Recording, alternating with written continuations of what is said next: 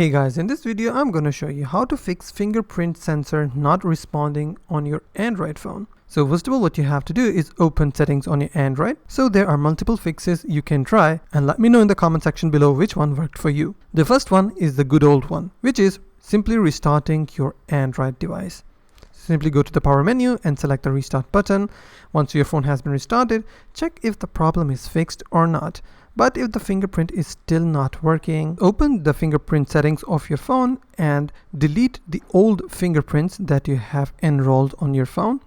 Once deleted, then what you can do is add new ones. Sometimes it happens in different seasons. Some people have dry fingers, some people have different kind of effects of environment on their fingers. What you can do is enroll the fresh fingerprints into your phone, and then maybe your problem will be fixed. But if the problem is still not fixed, then what you can do is open your phone settings, type in reset on the search bar, click on reset options, click on reset options again.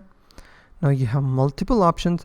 For instance, reset mobile network settings, reset Bluetooth and Wi-Fi, reset app preferences, erase eSIMs, delete private space, erase all data. So what you have to do is try to find reset all settings or reset app preferences. It depends upon your phone. If you're using Samsung, it will say reset all settings, and you have to keep that in mind that this won't delete your personal photos, your applications, or it won't factory reset your phone until you select factory reset. This will delete each and everything from your phone, so make sure do not select that.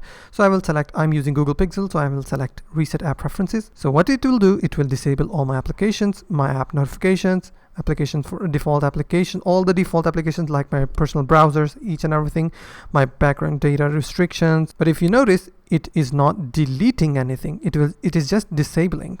So I will click on reset apps and hopefully my problem will be fixed. So if you found this video helpful, please hit the like button and also don't forget to subscribe.